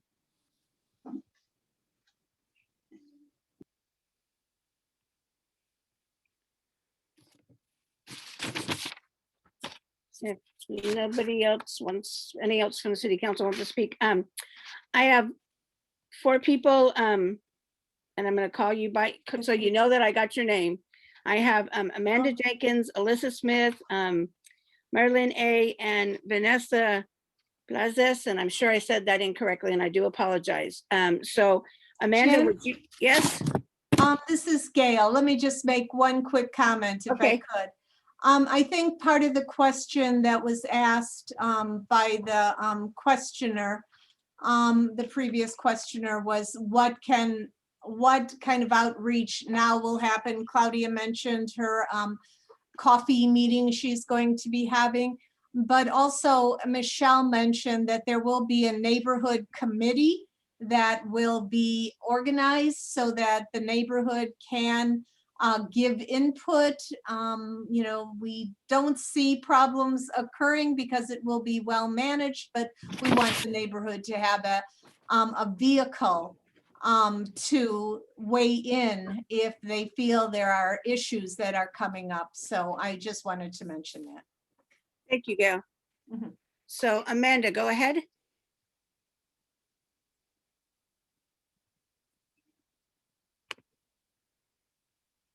I think I'm Amanda's. sorry, I just had a little technical problem, but No I'm here problem. now. Go ahead.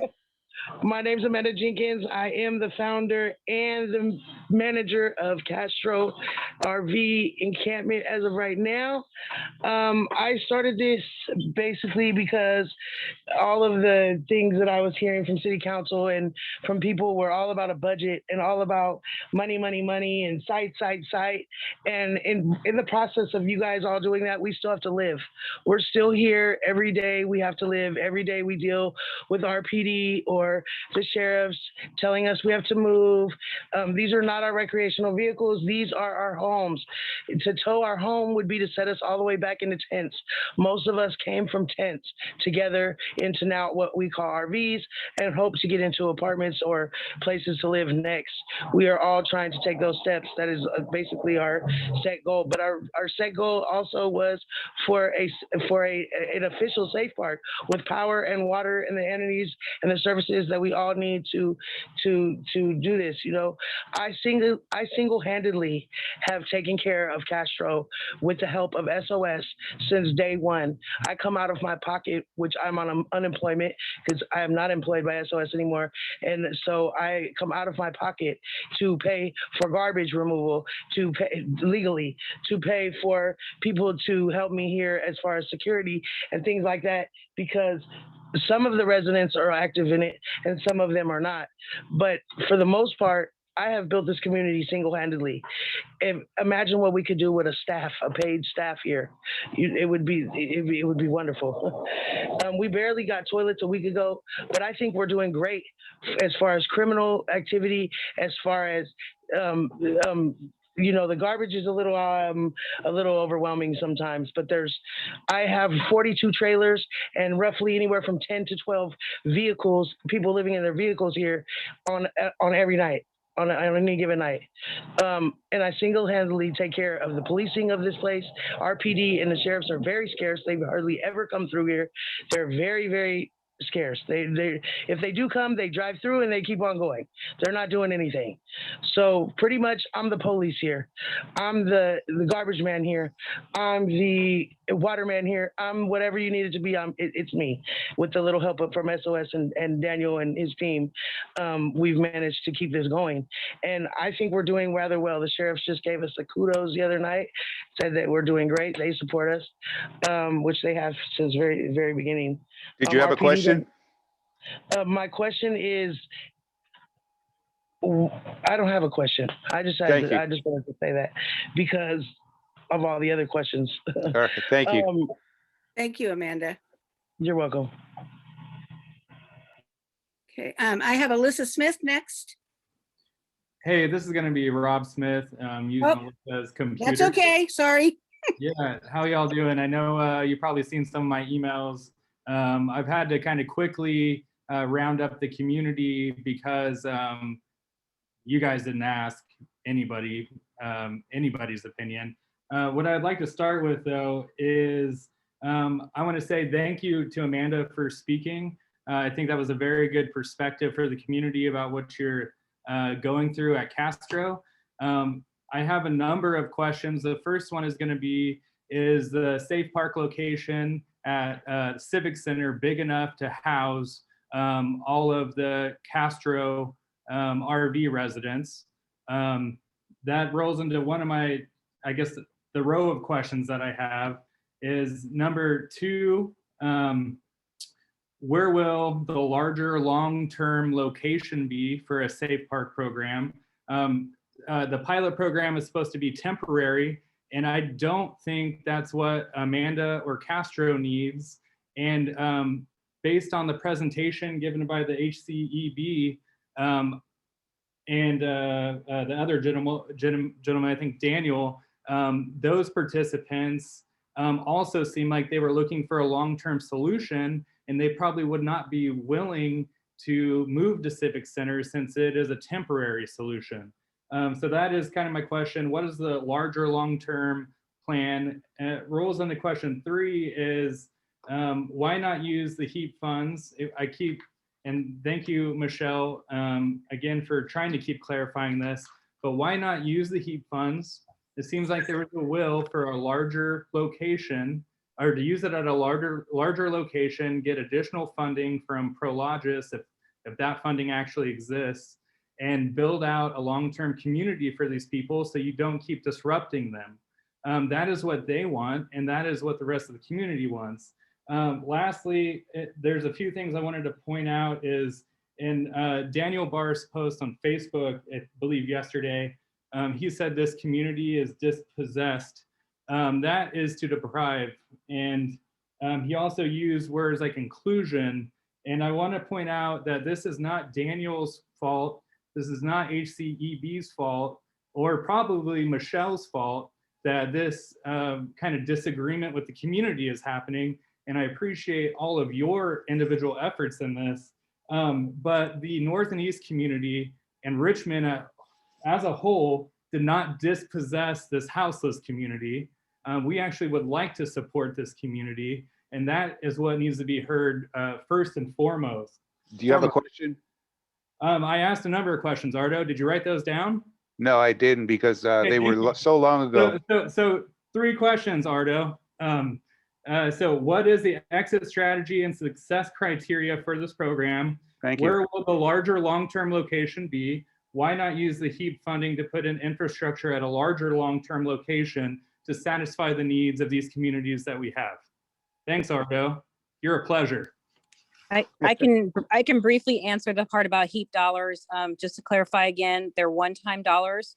They cannot be extended. They must be expended by June 30th, unless we have another site, which would require, if we were to move something further out into a neighborhood that would actually be accepting, of this site, we would lose those dollars if we did not expend them by June 30th, and they're on a reimbursement basis. So it's not like you can contract a bunch of that cost up front. So that's to answer that question. I think we talked about the long-term strategy, if anybody else wants to talk about that again. And then in terms of metrics for success, maybe Darren can answer that.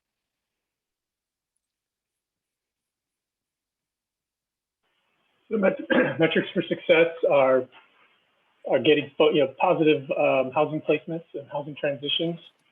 One measure of success is also just getting folks out of unsanctioned areas and a place where they're safe and where we can engage. What we've experienced in Oakland and Alameda County is outreach to folks in encampments can be quite challenging, and partly because there's a well-deserved lack of trust for outsiders coming in. And once folks come into the site, we find it much easier to engage because they see that, you know, this is part of a system and a solution, and the rules are very clear, and they know they've got a certain amount of time. So when we start talking about a transition plan, they understand, you know, the reasons for that. So the city will be putting us under contract with other objectives that we'll be that we will have to meet to meet our contract. But fundamentally, the most important piece is getting folks that much closer to their housing transition, getting them from unhoused on the streets to that next step. Thank you, Darren. Marlene, you're next. Hi, Jen. Thank you so much.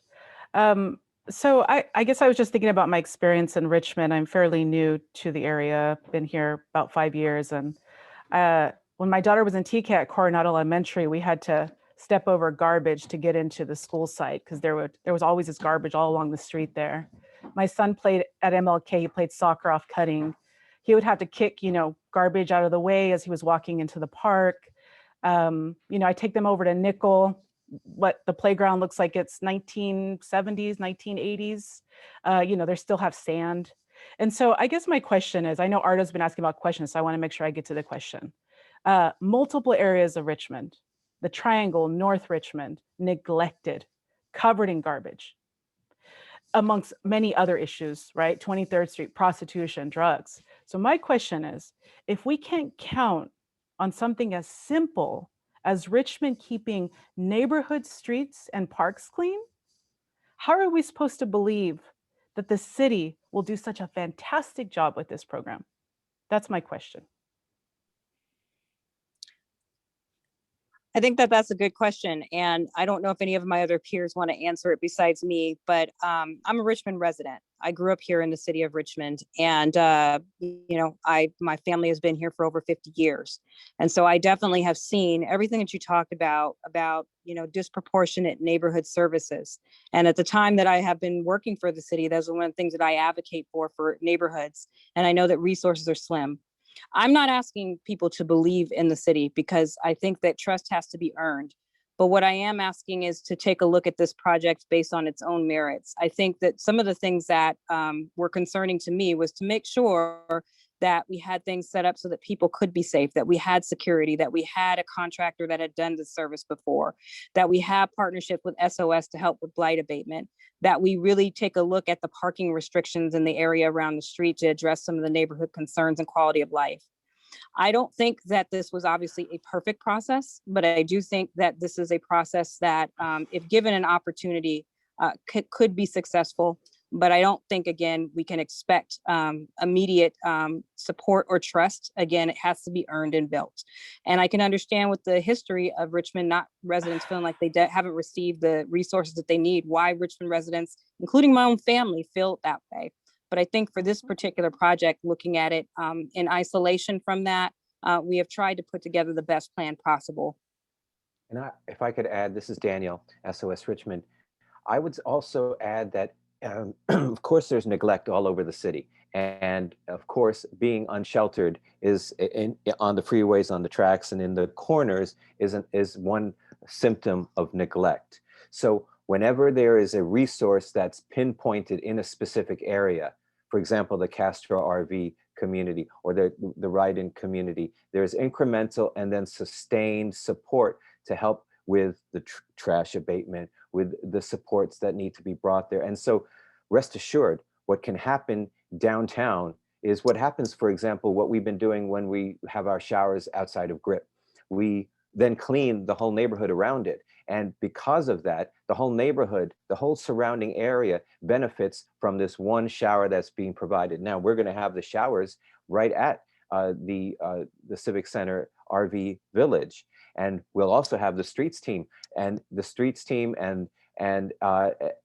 the infusion of services is going to benefit the folks in the village, but the benefits will be seen throughout the downtown area. We don't go so much in the Civic Center area, but we started last week. So we picked up a few bags But what we then find is that the more that we're engaged in a specific area, the deeper we go in finding what we can do to better improve that neighborhood. And I do believe that relationships will be created with the folks who are there, the unsafe neighborhood that is already there. Improvements can happen because we create relationships, not just for the folks in the RV village, but for the surrounding area. The competency and the excellence of what can be provided is in pinpointing in specific areas of an intervention. And that's what will happen in that downtown area. Thank you, Daniel. For those who are on, I believe, I don't know if it's Facebook or Nextdoor, whichever one it is, there is a gentleman who lives in the north and east that's been trying to do cleanups in the area, like on one Sunday a month. So we don't have enough garbage cans on the streets. People have no respect. I mean, there's a lot of reasons why we have garbage everywhere, but you can always help, just to say. Next person is Ross Harris. Hi, how are you? Thanks everyone for presenting. There's especially Michelle, I think you covered some good ground. I'll try to be quick. I want to say first, I think that the scoring rubric for determining the site should reflect the public's concerns. And I think that having this further from neighborhoods is important. And I think that should be reflected in the scoring rubric. As far as my question, and this is kind of similar to Marlon's, is what additional resources will be given to the Northeast neighborhood? And I mean, specifically, I'm concerned about spillover, people driving and parking in the neighborhood. But also, I mean, again, similar to Marlon, there's constant speeding, running of red lights, trash, prostitution. So I'm wondering what's going to happen. Are there certain resources that are going to be allocated to the neighborhood now that this is potentially going to take place at the Civic Center? So that's my question. I think that our planning director, Lena Velasco, is on the line. Lena, I don't know if you want to chime in.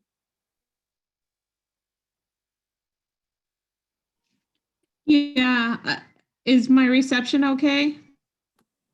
You sound good. You sound good. Okay. Well, some of the things that we know we need to do to help with the off-spill is better parking enforcement of time limits and overnight parking. So that will definitely be focused. I think in addition, as Daniel has mentioned, any trash pickups, we'll be looking for volunteers and support for the safe parking program. So I do think that the presence of the safe parking program at City Hall will assist in providing additional services to the surrounding neighborhood. We also think that,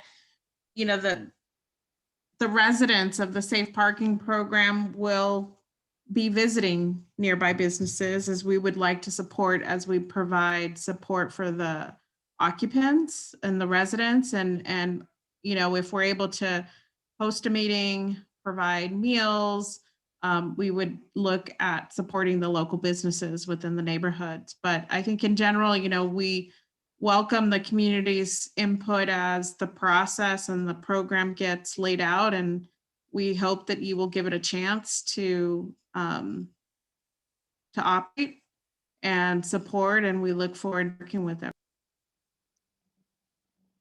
Hi, my name is Derek. I was trying to, how do you guys sign up for the Civic Center? I'm sorry? My name is Derek Gosney, and I was trying to, I'm in a trailer, and I was wondering how, because I know you guys about to get ready to open the Civic Center. So I was wondering, how do you do to sign up for that? Michelle, can you want to take that? Yeah, so HCEV, and I know Darren's on the line. I don't know if Marshall's on the line. We'll be taking, we'll be doing an assessment and being able to take people who are interested in applying for the program. So maybe what we could do is coordinate with you. I don't know if you do have a number or email, if you want to PM me, and that way we can try to get you plugged in. Daniel, I'm working for Daniel, so I'm with him. Okay. Yeah, So if yeah. you- If you get with Daniel, then I can get with you and make sure that you get connected. Okay, I appreciate it, ma'am. Thank you. No problem. Thank you. And we look forward to meeting with you. Yeah, and Michelle, if you could put your contact information in the chat just for anyone who may have more questions. Same with Lena and with the Housing Consortium. I've just lost my mind. I have one more person who has a question, and that's Shiva. And thank you so much for waiting all this time, but it's your turn to speak. Hi, thanks, Jan. Good evening, everyone. Thank you for the presentations. I have a question for everyone on the call, really, but I just kind of want to preface it. So, you know, I think there's very valid, you know, concerns being raised about the speed with which this happened. I think that it's completely reasonable to want to have community input on such a big thing. My question to the community is, what are you willing to do for unhoused people? I see a lot of concerns about trash. I see a lot of concerns about crime. I have not seen anyone sign up for the homeless task force, for SOS. I don't see any other concern any other time. I have a hard time believing that even if everyone here was surveyed for years, that anyone would be willing to let people live nearby them. And so I really want to know, what would be the situation that people would be willing to let? We are so lucky. We have homes. For goodness sake, we have our health. We don't live in trailers. I mean, to be so upset about trash and people, I don't see people walking around Richmond cleaning up the community. I mean, there by the grace of God go we. So, I mean, I genuinely want to know, because I'm not seeing a lot of that. You know, there's people saying, oh, you know what, I want to sign up. Okay, I'll wait and see. Where are you in a month? Genuinely, because these are our brothers and sisters. These are people who live on the street, who it's freezing cold outside. So, I mean, and kids are my kids are my priority as well.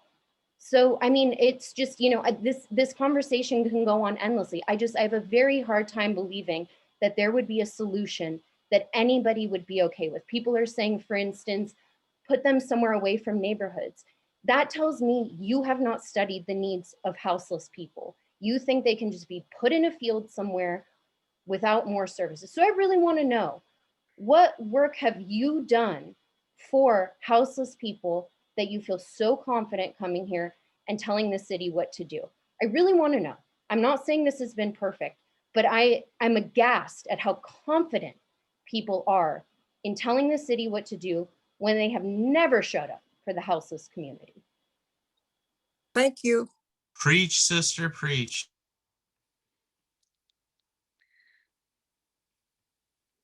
Thank you, Shiva. I'm not sure if anybody wants to comment on that, but do we have? Hi, I like to comment on it. I sit there work for Daniel, and you know, I do my job on the base of the team and then the community too, picking up trash. Like I sit there, do North Richmond, and I do right here by the soup kitchen, and I do Costco too, just by helping the community and just sit there and pick up all the trash and keeping the community clean. So, you know, me personally, like, I does my part, you know, picking up trash and keeping the community clean. And Derek, we thank you for doing that. You're welcome. All right. Do we have any other questions?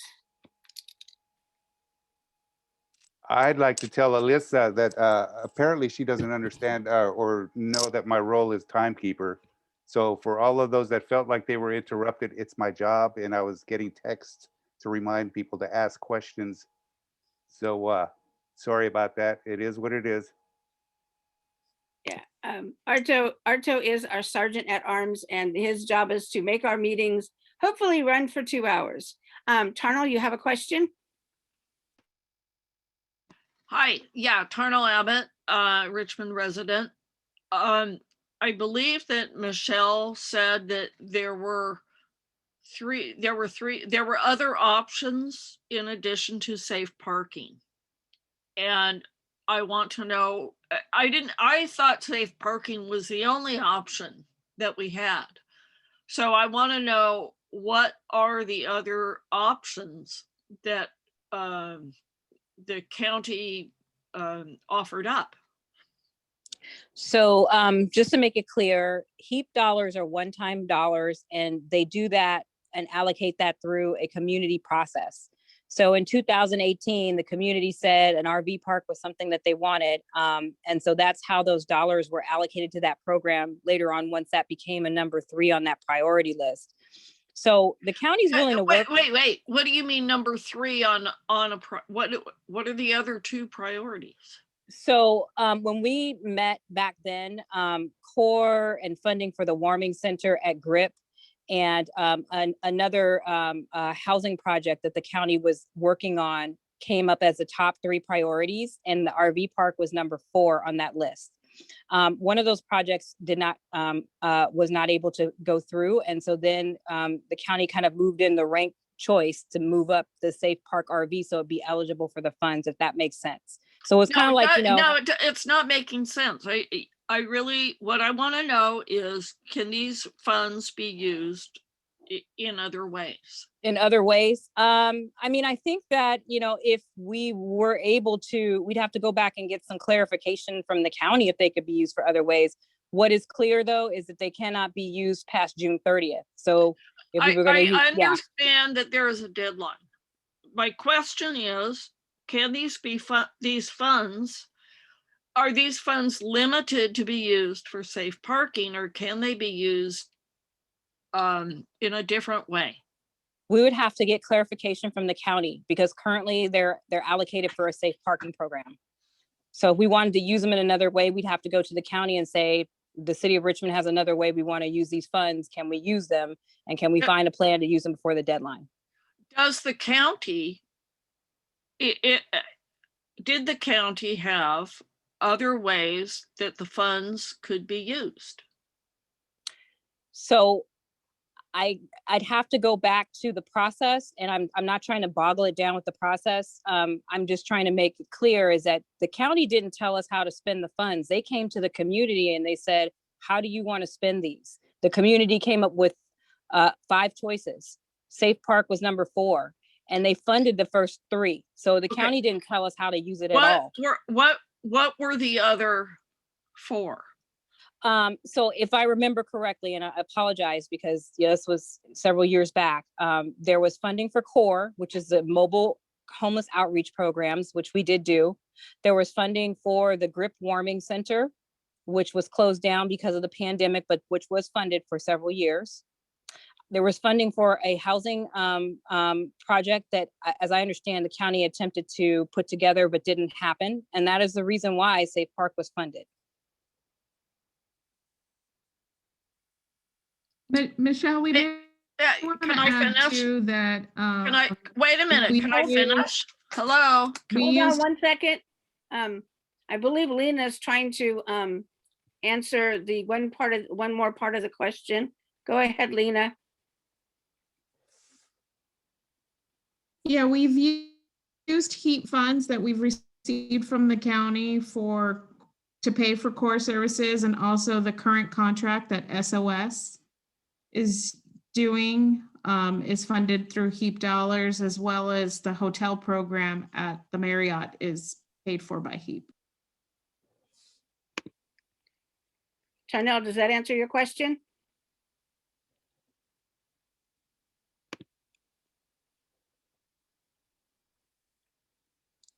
Yeah, I don't know if I answered the question, but if the question is, can we use it for something else? Anytime we use it for something, we'd have to go to the county to, get some clarification on how those dollars are spent to see if they're allowable.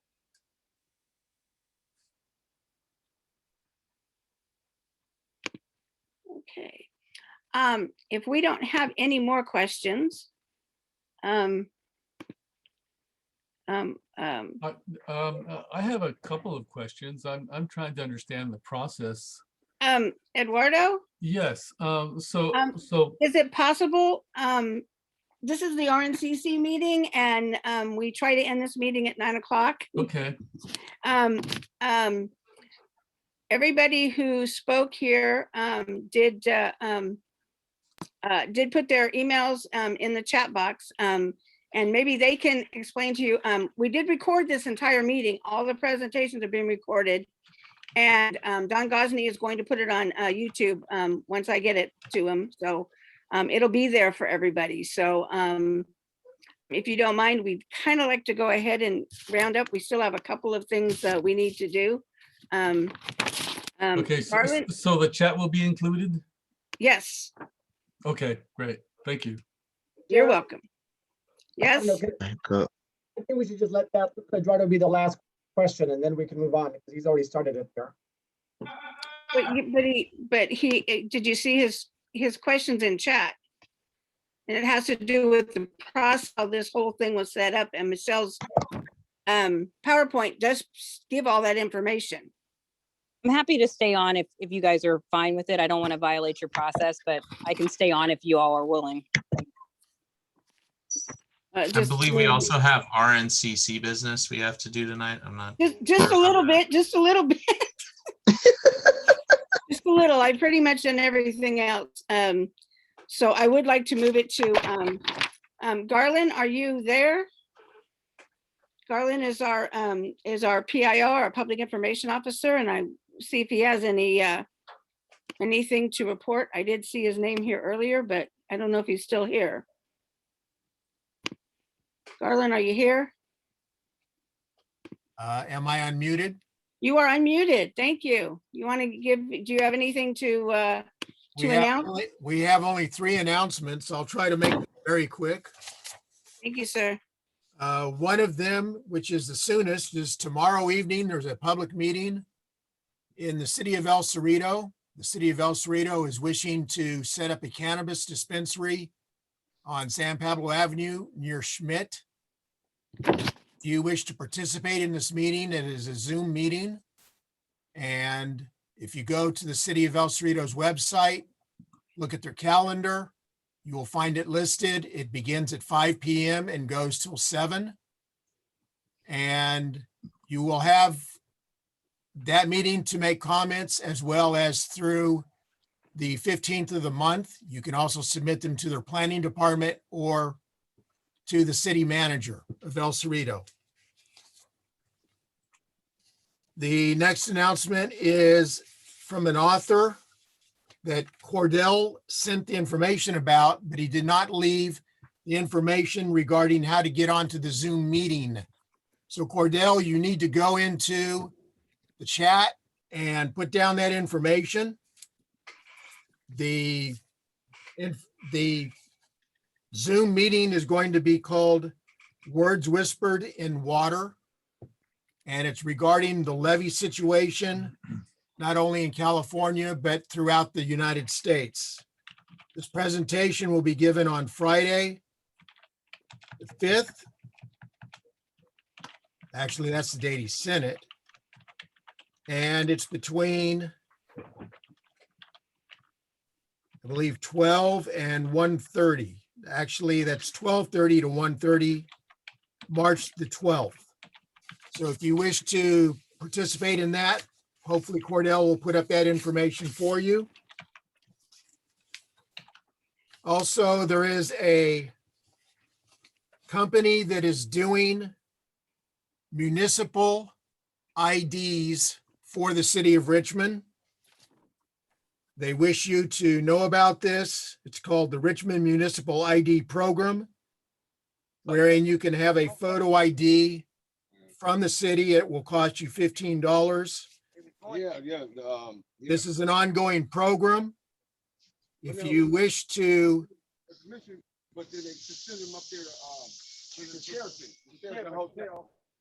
if you wish to participate in the ID program, you can get more information at this phone number, 313-736-5655. 5383. It's run by SF Global. Or you can also go to a website, www.richmondcityid.com. Also, if you go to the Richmond City Manager's site, you'll find a long list of programs that are going on currently, including paying for sewer laterals. There's also listings of jobs available through the RPD and also through Oakland Airport for TSA agents. There's a lot of information there. I can't give it all out to you tonight, and it's also too much to put on the chat as far as all the connections, but if you go there, you'll find a whole lot more. Thank you. Thank you, Excuse Garland. me, I got a quick question about the program for the ID. You think you could send it to my email, all the listing for the program, so I could get into it? Derek, can we send it to Daniel? Yeah. Because we have Daniel's email, so we can send it to Daniel really easy, okay? All right, thank you, ma'am. You're welcome. I do have Daniel's email, please tell me. I do, yes, I do. After I said that, I have Daniel's email. I'm just, my mind is not functioning at the moment. Do we have any old business?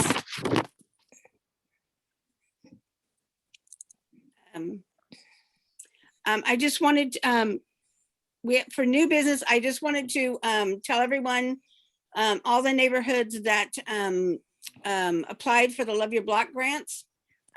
We have, I believe, 4 neighborhoods applied, or 5 neighborhoods applied for Love Your Block grants. So that's very exciting, and they are, we should hear about them. I don't know, it's fairly quickly how they go through it. Naomi and I are on the evaluation committee, but we don't get to evaluate any of the ones that we know. So, but otherwise, it was very good. I was very proud to see that many people have things out there. So hopefully it'll go good. Do we have any other new business? I want to bring up the Love Your Block grant, Jan. Okay. I don't know if this is the night to really discuss this at the RNCC, since we have like 200 people here who aren't stakeholders. But I think we need to, as a group, kind of figure out for next year, the best way to roll that out through our 501c. And so if we can put that on the calendar for next time. Actually, that's a good idea. We're going to add it to we're going to add it to the board meeting, the board retreat in August. Well, I think it should be discussed with the group at large. But the board needs to discuss it first, and then we'll bring it to you. Okay. Yeah, Okay. that'd be reasonable. I think that we might have some people before you go to the board meeting, just so you're thinking about it, that we may have some people in this group who have some really good solutions that you may want to take to the board meeting and before then. So that would just be my take on it. Okay. I'd be glad to talk to you to the side too about it. Okay, sometime if sure. you That's want. great. Do we have anything Jan, else? Jan, I do. I just put it in the chat.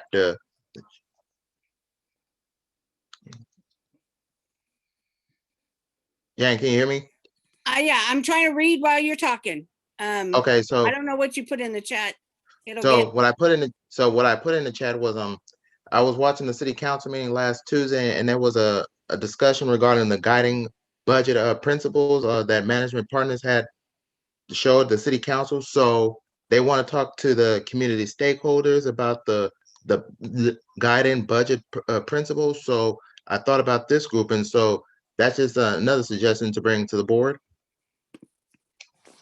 Just email me and I can add it to the thing. I did have, wait a minute. In the chat, there's somebody, Annie P is asking if the RNCC, something open to any residents can be involved in. If so, where can I find out more information? Thank you for asking. The RNCC is the Richmond Neighborhood Coordinating Council. We are the umbrella organization for all 30-something neighborhoods in the city of Richmond. You can go to the city's website and look up neighborhood councils, and you can find information there. We meet on the second Tuesday of every month via Zoom. The link that you have today will take you to our next month's meeting. Every second Monday, not Tuesday. Oh, every second Monday. Told you I'm getting tired. Sorry. Every second Monday, unless it's a holiday, and then we go to the next one, but usually we do. Right. So we will be, thank you. Caesar put the link to our website also on there, so you can come there. But yes, we're always looking for neighborhoods and people who want to get involved. You know, you have power. The more people involved, the more power you have. That's true. So if we don't have anything else, I would like to, women, I like to comment the speakers for this group for the safe parking. They did an excellent job of trying to explain what they were doing. And I think maybe sometime where down the line, we should have them back to see what the progress was. well, we'll see the progress because it'll be at Civic Center, so you'll see it. But Well, some of us will, and we got 100 and some people online, and I know they all not gonna see it. yes, so Michelle Milam is coming to speak at the North and East Neighborhood Council on, I think it's March 24th. It's the fourth Wednesday of the month. I have no idea at this point in time. If you are a resident of the North and East and want to hear her presentation or want to hear more from the other people, just let me know. You can email, and I'll put my email in the chat, and you can email me. And I want to thank all the speakers, the presenters. They basically had, I don't know, a week, maybe a little longer than that to get all this stuff together for us. So we do appreciate it. And I'm glad that you were able to come and speak and help us understand how this whole system is going to work. If we don't, I appreciate all that you guys have done. Yes, I appreciate it. And you know, I know it's a lot, put all these PowerPoints together and all these fun things, but thank you for coming. And I may be reaching out to you to come to the North and East the end of the month, so we'll talk. Thank you, everybody. If we don't have anything else from the board, anything else from the RNCC members? I just wanted to mention our food giveaway every Saturday at the Hilltop Community Church. We give away 40-pound boxes of food, high quality food. We gave away 51,000 pounds last weekend, and we're going to try and do it again next Saturday. It starts at 10 a.m. Hilltop Community Church. Yes, so if we don't have anything else, I